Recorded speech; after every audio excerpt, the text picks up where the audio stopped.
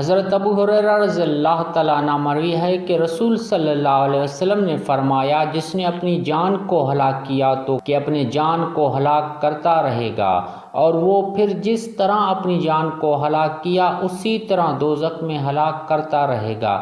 جس نے اپنے آپ کو پہاڑ سے گرایا وہ پہاڑ سے گراتا جا رہے گا، اور جس نے زہر پیا وہ زہر پلایا جاتا رہے گا، اور جس نے اپنے آپ کو چھری سے قتل کیا وہ چھری سے ذبح ہوتا رہے گا۔ بخاری و مسلم۔ مطلب یہ کہ جس فعل سے خودکشی کا وقوع ہوا دوزخ میں اس کا فعل اس کے ساتھ استعمال ہوتا رہے گا۔ حضرت ابو ہریرہ رضی اللہ تعالیٰ عنہ سے بھی روایت ہے کہ حضور صلی اللہ علیہ وسلم نے فرمایا، جس نے اپنا گلا گھونٹا اس کا دوزخ میں گلا گھونٹا جائے گا، اور جس نے اپنے آپ کو زخم دیا وہ زخم لگایا جائے گا۔ بخاری۔ حضرت جابر رضی اللہ تعالیٰ عنہ فرماتے کہ ایک زخمی آدمی نے اپنے گلے میں تیر پھونک کر خودکشی کر لی تو حضور صلی اللہ علیہ وسلم نے اس کی نماز جنازہ پڑھنے سے انکار کر دیا۔ ابن احباب۔ حضرت جذب بن عبداللہ روایت کرتے ہیں کہ رسول صلی اللہ علیہ وسلم نے فرمایا، ایک زخمی آدمی نے اپنے آپ کو مرنے سے پہلے قتل کر دیا۔ اللہ تعالیٰ نے فرمایا، اے میرے بندے، تو نے اپنی جان دینے میں جلدی کی، میں نے تجھ پر جنت کو حرام کر دیا۔ بخاری۔ سرکار دو عالم صلی اللہ علیہ وسلم نے فرمایا، جس نے قسم کھائی کفر پر تو وہ ویسا ہی ہے، یعنی بعض لوگوں کی عادت ہوتی ہے کہ وہ باوجود جھوٹے ہونے کے کہہ دیا کرتے ہیں کہ اگر میں جھوٹا ہوں تو یہودی ہو کر یا نصاری ہو کر یا کافر ہو کر مروں۔ تو ایسے شخص کے لیے فرمایا کہ اس نے جیسا کہا اس کے لیے ویسا ہی ہوگا۔ جس نے اپنی جان کو قتل کیا قیامت کے دن اس پر سخت عذاب ہوگا۔ مسلمانوں پر لعنت کرنا اس کی قتل کے بہم پلا ہے۔ کسی مسلمان پر کفر کی تہمت لگانا اس کو قتل کر دینے کے برابر ہے۔ جس نے اپنی جان کو کسی چیز سے ذبح کیا تو وہ قیامت کے دن اسی چیز سے ذبح کیا جائے گا۔ بخاری۔ پیشاب میں احتیاط نہ کرنے والوں کی سزا۔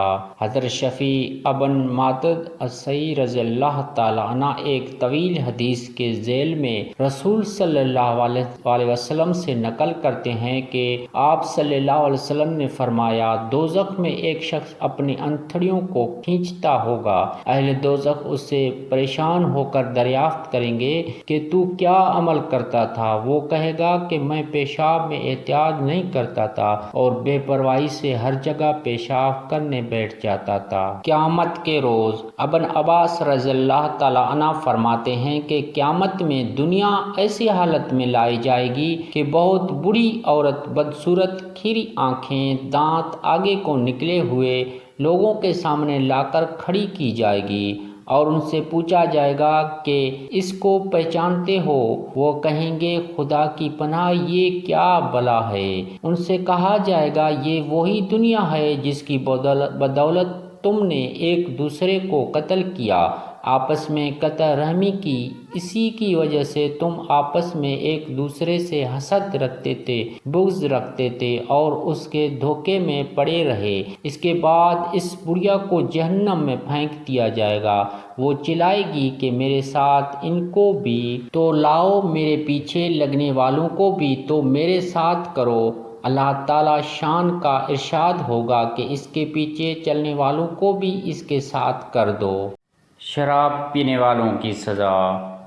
حضرت ابو امام کی روایت ہے کہ رسول صلی اللہ علیہ وسلم نے فرمایا، اس امت کی بعض افراد رات دن شراب اور لہو و لعب میں گزاریں گے، تو ایک دن صبح کو یہ لوگ بندر اور سور کی صورتوں میں مسخ کر دیے جائیں گے، زمین دھنس دینا، ان پر آسمان سے پتھر بھی برسیں گے، لوگ کہیں گے آج کی رات فلاں محلہ دھنس گیا، آج کی رات فلاں گاؤں زمین میں دھنس گیا، ان پر لوط کی قوم کی طرح پتھر برسیں گے اور قوم عاد کی طرح آندھیوں سے تباہ کیے جائیں گے۔